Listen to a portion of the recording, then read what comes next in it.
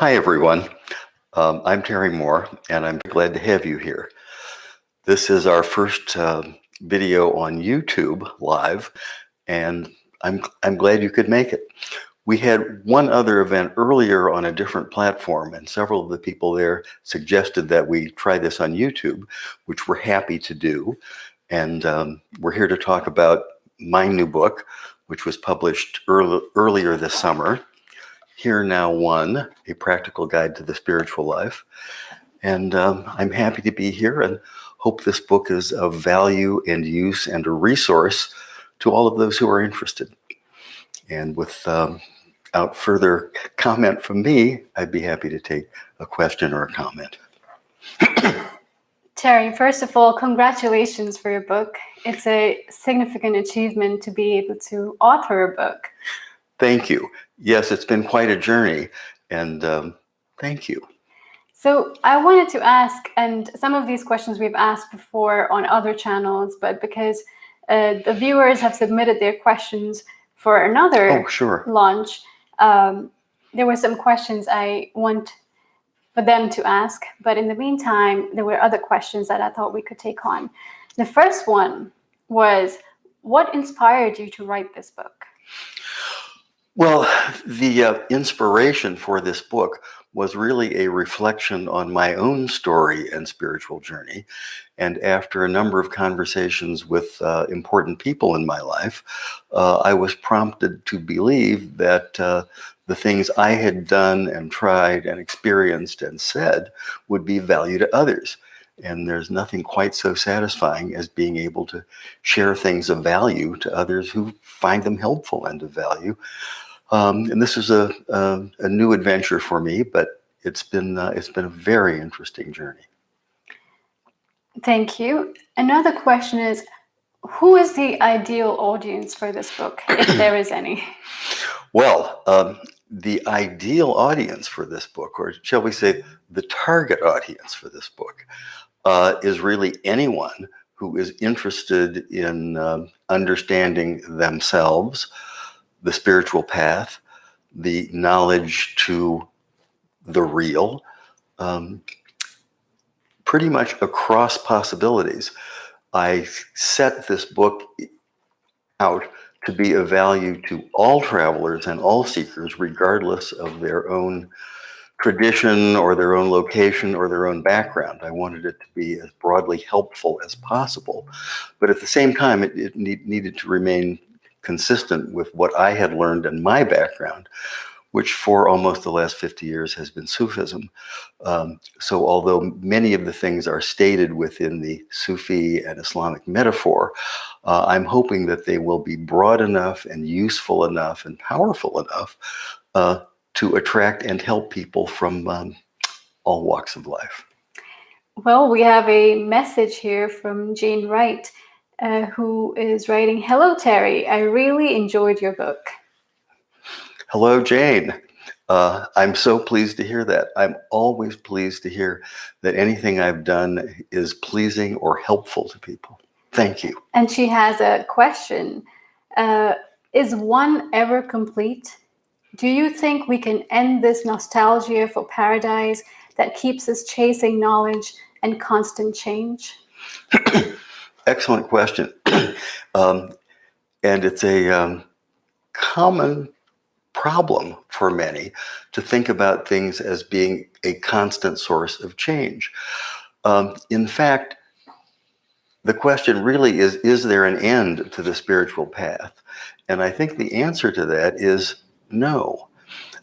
Even among the ancient traditions, and I'm thinking of Hinduism here, where it was well known that those who had achieved enlightenment and realization had just started the work.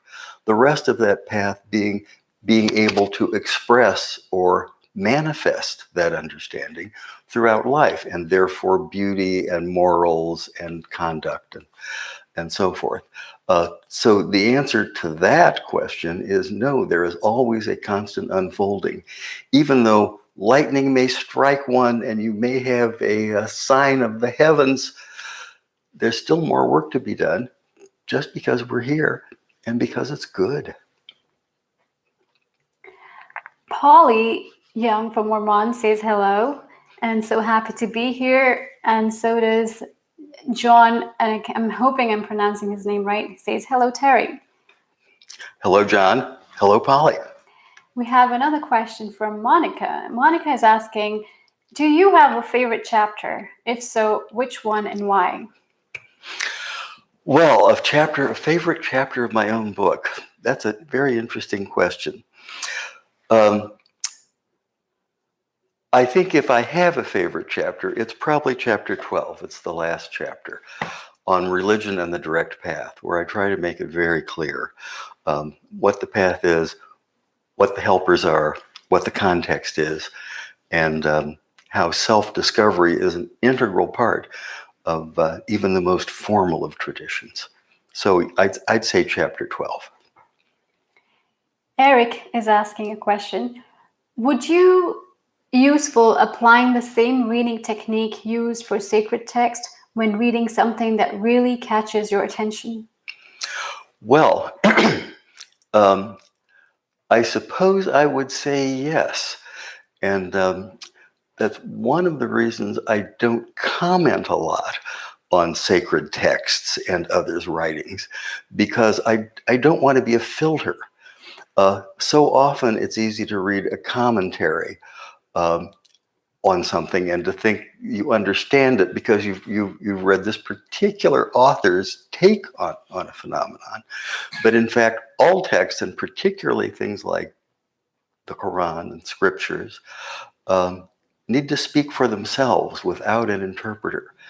So I would say in reading those kinds of texts, yes, of course, there's this tendency we all have, all of us who are Western and educated and have spent a lot of time in school, to bring all our critical skills to reading these things. And that's really a mistake. One needs to be with the text, sit with the text, contemplate the text on what it says and how it speaks to you, not what it may have said to someone else. This is particularly more important with texts that are more profound and more fundamental. But the approach I use for reading all these things is to let them speak for themselves. Tyler has a question, but first of all, he says, "Oh, what a great opportunity to meet such an amazing author. Congratulations, Terry, on this amazing book." I must admit to having a little resistance and a little embarrassment to being called such an amazing author. But I'll try to get through it if you'll help me.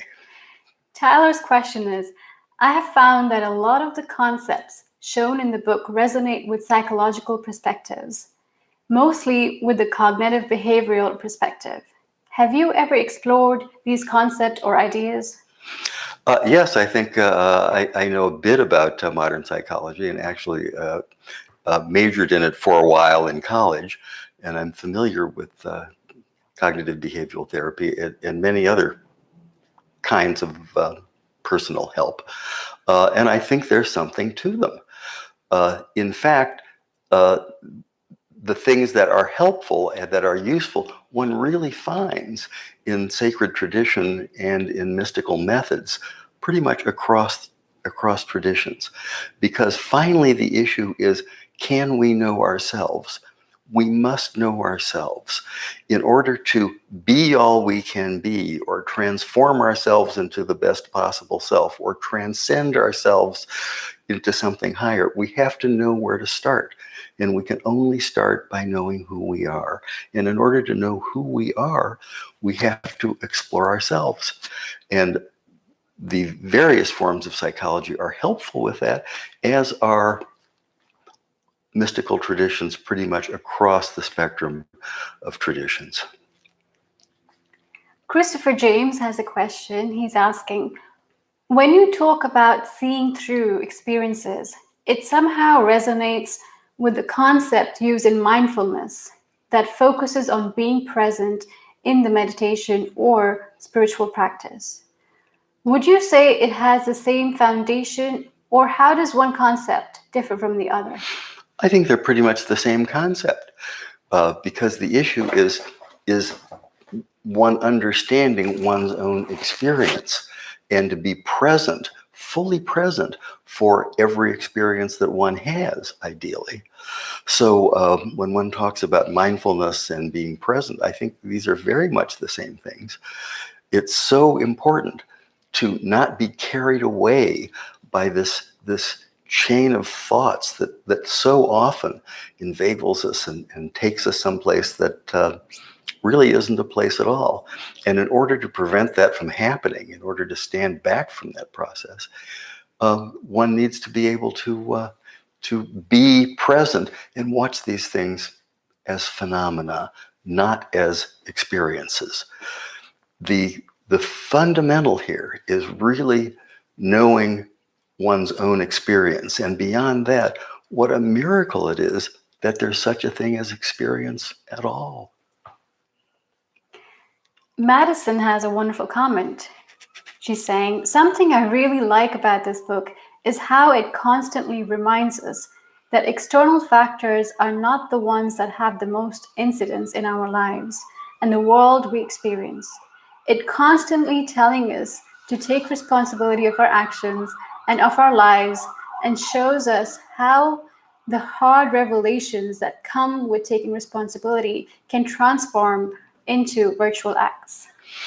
Thank you. I think that's beautifully said and wonderfully formulated. And yes, the kernel of this is really the notion of taking responsibility. And I've seen, I don't know how many times in my experience, people who gave the tradition or the form or the guru all of the responsibility for their own transformation. And in fact, the only person you can ever change is yourself.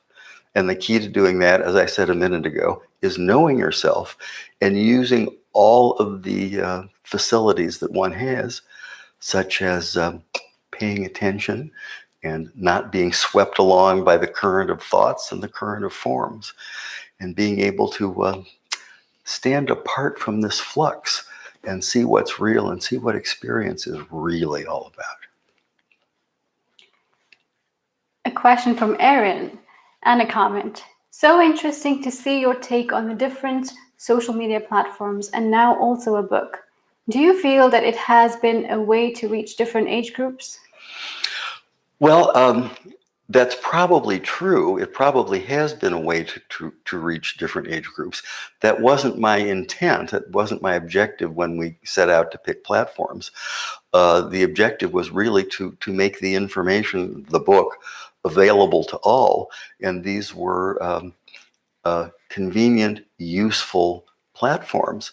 The fact that some are directed to different age groups wasn't part of our thinking, but is certainly true.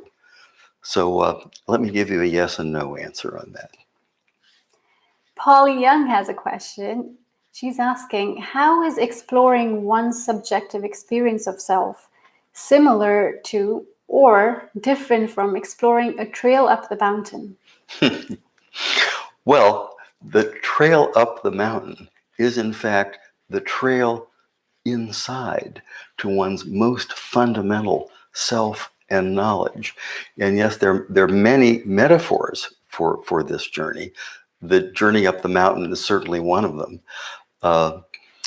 Wandering the forest is another. This is a common theme of literature. One thinks of the Odyssey, I suppose, which finally is a book about a man who was trying to get home to his fundamental self.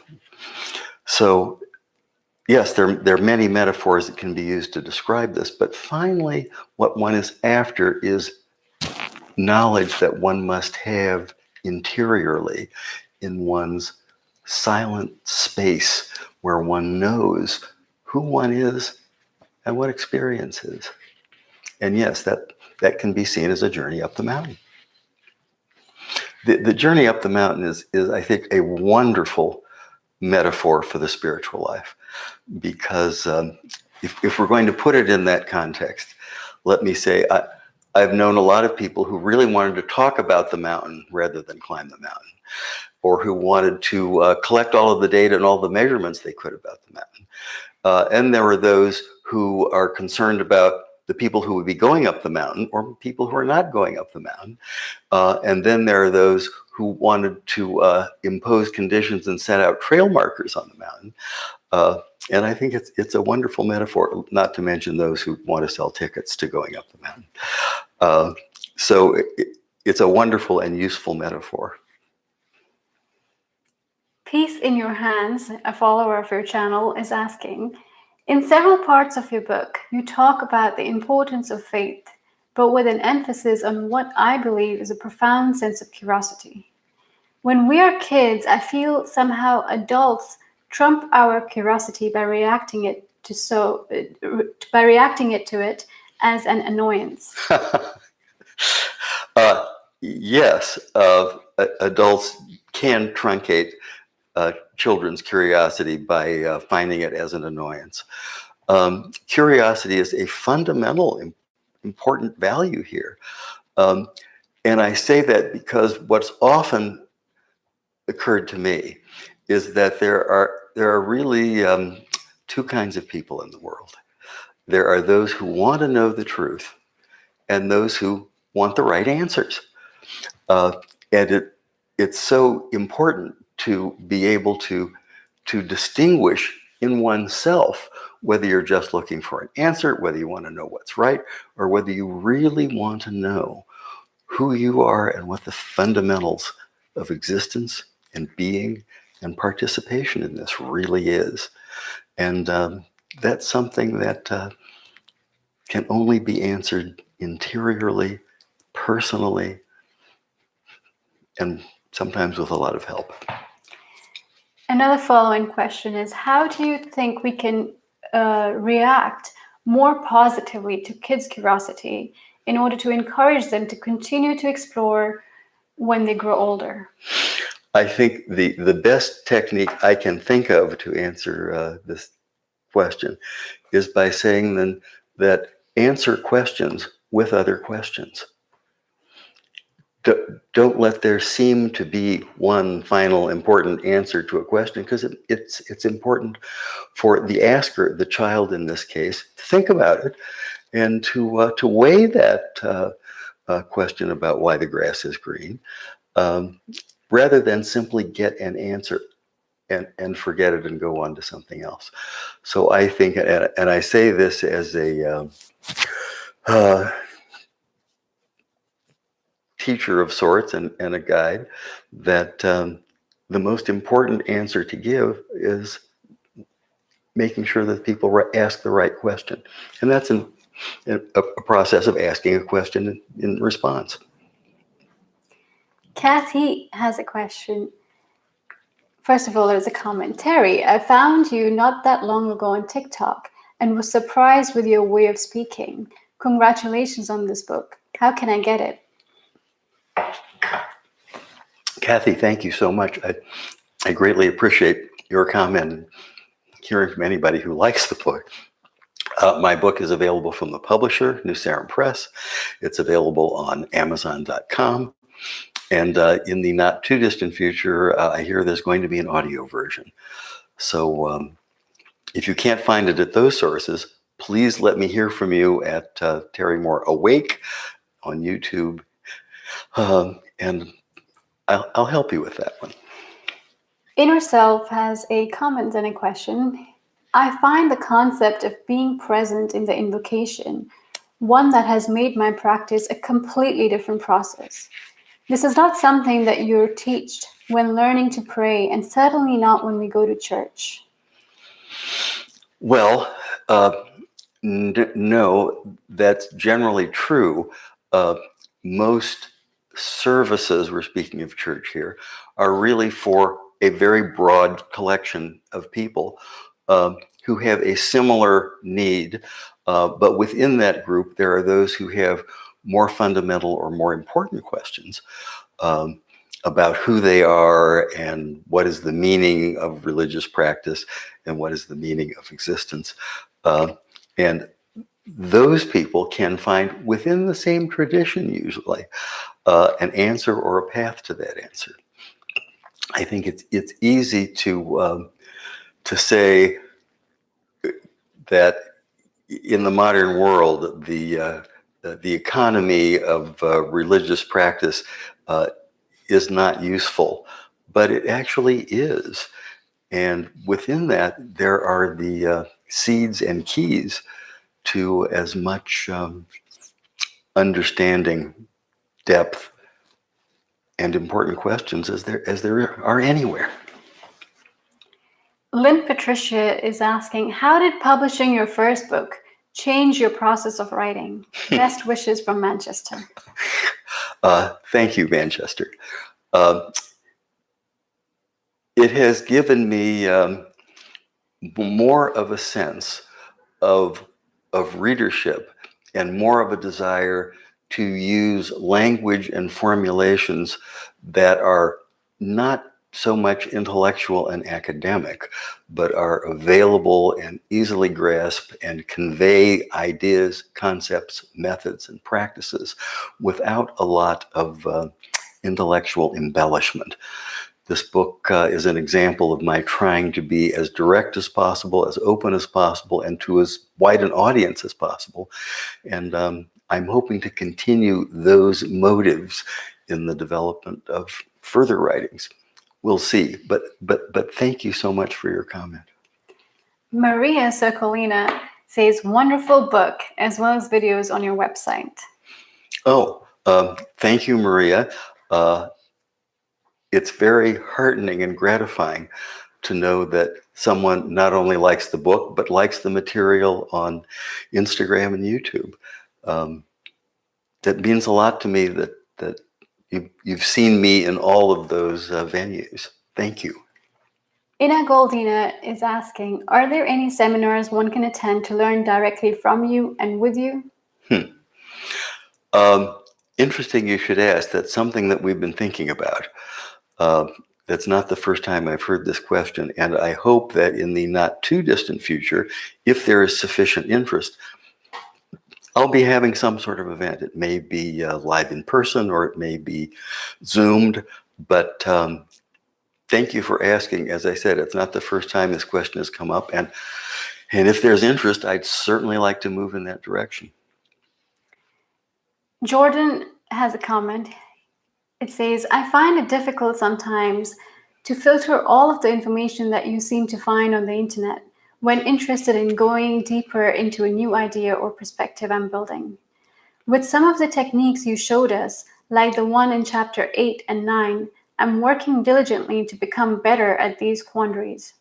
Have loved the book so much that I would love an audio version of it. Congratulations, Terry. Thank you, Jordan. It means a lot to me to hear from somebody who is actually working the things that I offer in the book, and that just is extremely heartening. Yes, there's a complete recording of the book with by me as the author and voiceover, and that is available, if not now, soon, from New Serum Press. So looking forward to that. Jose has a comment and a question. It reads, I chose to be a Christian as my journey, even though I don't fully agree or find useful some of its perspectives, and sometimes I feel I just went with it as it was the path of least resistance. All my family is Christian. Should I reconcile these ideas with my spiritual path? Or do you think I should take on a new journey?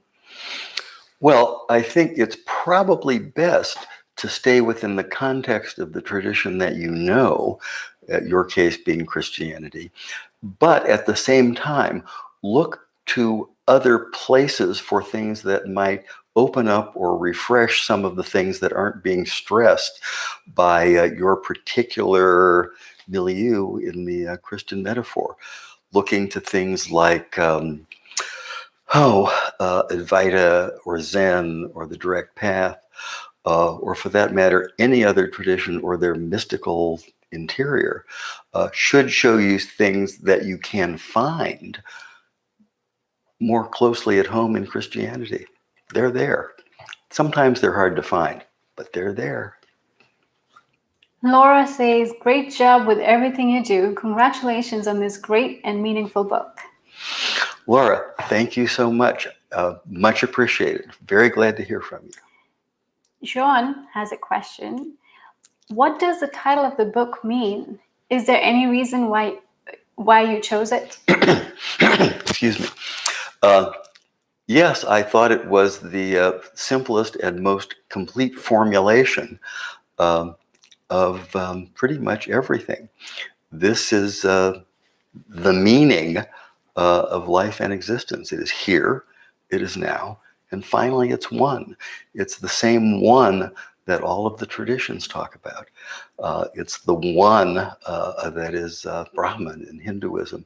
It's the one, La ilaha illallah in Islam. There is no God but the God. It is, Hear, O Israel, the Lord our God, the Lord is one. It's the same one, and it's here and now. Eric has a comment and a question. He says, some people find it's kind of audacious to claim that you believe in God. Examining the way each of us lives, how can we say that? Wouldn't claiming that or believing that mean that we think we live it out fully? Wouldn't this be an unbearable task?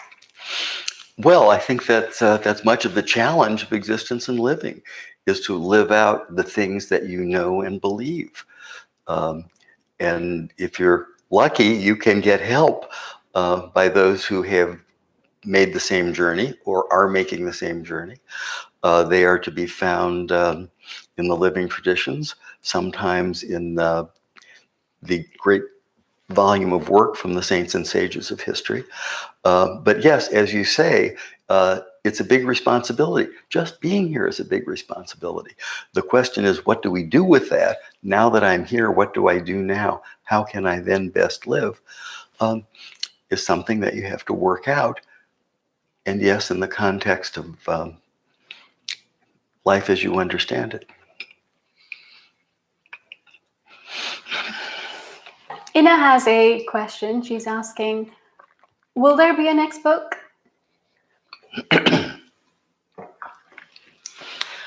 God willing, there will be a second book, and I hope it will not be too long. It's in the works, but I can't give you a deadline date for it. But I'd like to continue this work, and another book would be just what I'd like to do. And I hope it will be available soon and that you'll buy it. Monica says, I find the concept of being present in the invocation one that has made my practice a completely different process. This is not something that you were taught when learning to pray, and certainly not when we go to church. Yes, well, you're right. So often these things are left to the more dedicated, those who would take up the spiritual path, but there isn't any reason that it has to be. If you ask any of those churchgoers or participants about their particular practice, I'm sure they would all agree and benefit from the notion of making themselves more present for what it is that they're doing, making themselves more present to grace. So it's not a foreign concept. Inner Self has a comment, and he says, there's one path in the book that has stayed with me since I read it, and I keep reading it almost every week, and it is, the text in the book reads, no one gets to real knowledge by mastering the thoughts of sages. Something that, as a teacher, I have found quite troubling, as the school system sometimes seems to think differently. I just wanted to tell you that I try to keep that in mind when teaching. Thank you. Much appreciated. I think that's an important concept, and it's important to live out in the world, particularly in teaching. And this goes back to responsibility, I suppose, that one can look at sorry, apparently we've had some technical difficulties, and I think we're back live now, and I'm hoping you're still there and can hear me.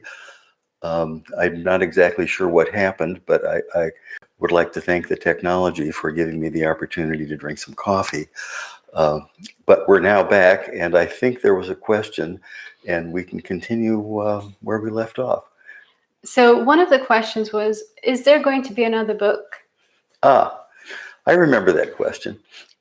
Yes, God willing, there'll be another book. I've gathered some of the material already, and I'm trying to write some more. And I hope that in the not too distant future, there'll be a second book.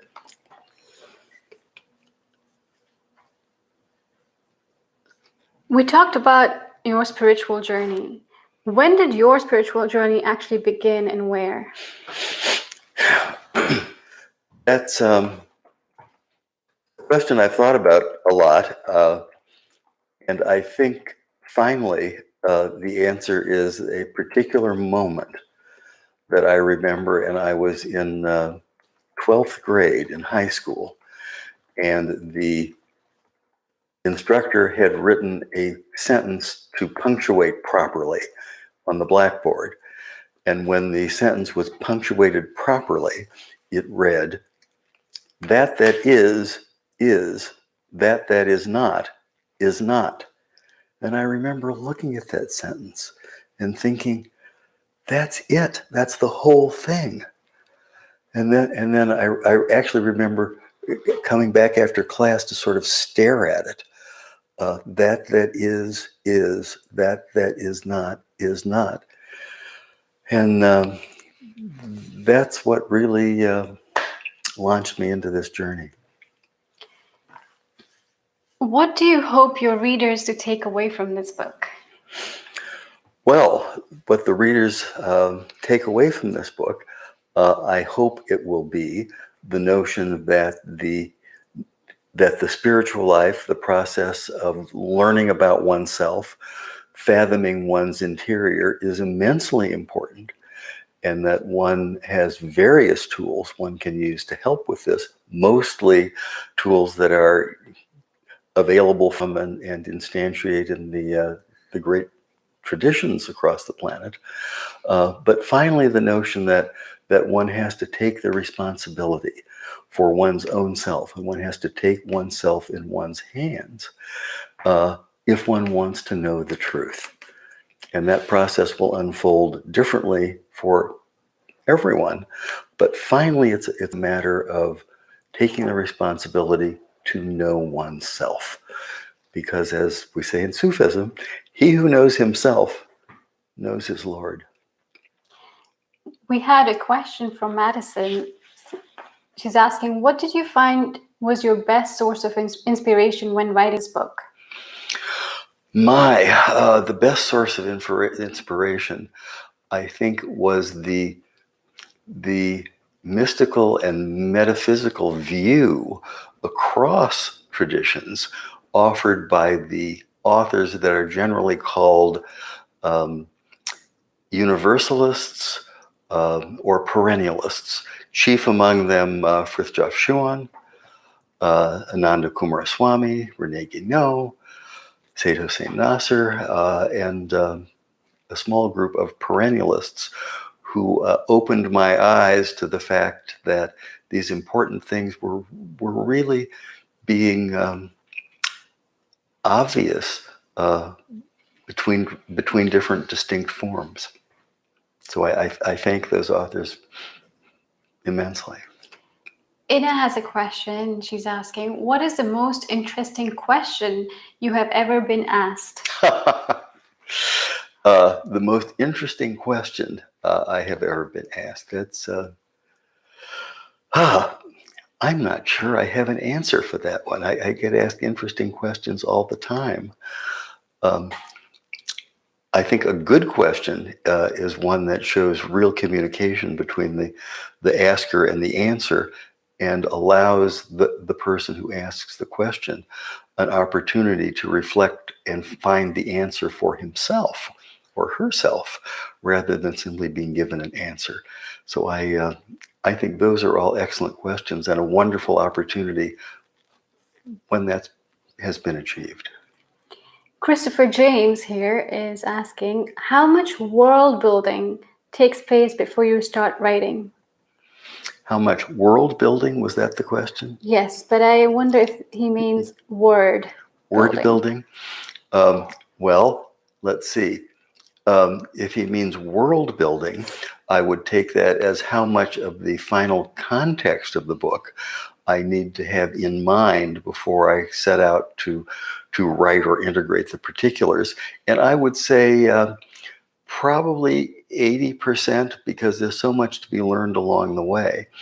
If you mean word building, well, I love language. The only one I really know is English, although I will give some credit to my Arabic teacher, Rob, for helping me learn some Arabic. But language is always wonderful. I've always loved language, and it in its own way, limited though it is sometimes, is a miracle of its own. Monica has a question. What is the most surprising thing you discovered while writing your book? The most surprising thing I discovered, let me think about that for a moment. I guess the most surprising thing, and in many ways one of the most gratifying things, is the way people from different walks of life and different orientations, different traditions, different cultures are able to see the same things and draw the same conclusions. And that has been just a wonderful discovery and at the same time celebration. How does it feel to have a book published? To start with, it felt very strange. I know people who have published many books, but this has been my first, and it's a landmark, I suppose, in one's life. And I'm happy to be here, and I see there's more work to be done, and maybe that will present a second book, and maybe in the not too distant future. Related to that, Thomas Smith is asking, are you working on anything at the present you would like to share with your readers about? Well, what's interesting to me at the moment is how the world of language and mathematics and spiritual discipline work together, and how often one can understand the same principle in language or in geometry or in art. And I think the more I get into this, the more I realize that the best expression of things that are higher and more fundamental are to be found in art rather than in scholarship. And Tyler has a question, which is, what would you say was the most challenging part about writing your book? The most challenging part was deciding to do it. And I offer that as a piece of general advice for everyone, that if there's something you think is worth doing, or that you would like to do, or that you would like to take up or improve or perfect or know, start. There's nothing as important as being able to start on something. And when you start, it's as if the cosmos itself comes along to help you, but you have to start. Jane Wright is asking, I'm curious, who is your favorite author and why? My favorite author, that's very difficult. At the moment, I find that in reading for pleasure, in reading a favorite, the current favorite is Rilke, the poet.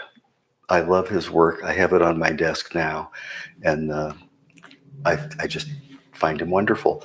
And at the moment, he's my favorite. I've had other favorites in the past, but at the moment, Rilke.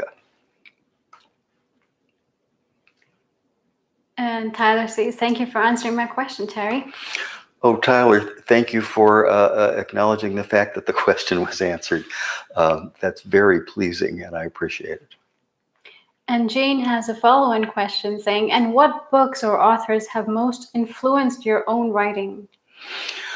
Well, the ones that have influenced my own writing, it would be the works of the perennialists, who have done such a fine job of being able to find principles and translate principles from different cultures and different traditions and different religions. Again, chief among them would be Frithjof Schuon and Ananda Coomaraswamy. Where can your followers and subscribers send questions? Well, I'm happy to take questions. The best place would be to submit them to either to Terry Moore Awake on either the Instagram or the YouTube channel, and I will be happy to respond to them. Let me get back to the author question. It would be incomplete if I didn't say that the people other than the great traditionalists, and I'm thinking of Schuon and Coomaraswamy, the people who have made such an impression on me and have been able to make such a synthetic contribution to what I've done are the Advaitists and the Direct Path authors, and that would be John Klein, Francis Lucille, Greg Good, Rupert Spira, and a few others. But I must nod to them, as their work is an important part of my journey. And the Enlightened Self has a comment. It says, "Something I really like about this book is how it constantly reminds us that external factors are not the ones that have the most incidence in our lives and the world we experience. It's constantly telling us to take responsibility of our actions and of our lives, and shows us how the hard revelations that come with taking responsibility can transform into virtuous acts." That's a wonderful formulation and beautifully articulated. I think you are oh so right, and I'm so glad that you found that in my work. And finally, Ina has a question. What should one do to get invited to talk to you for one of your videos? Get in touch. Get in touch with me through our YouTube channel, Terry Moore Awake, or our Instagram channel, Terry Moore Awake, and I'll be happy to hear from you. Really, I'll be happy to hear from you.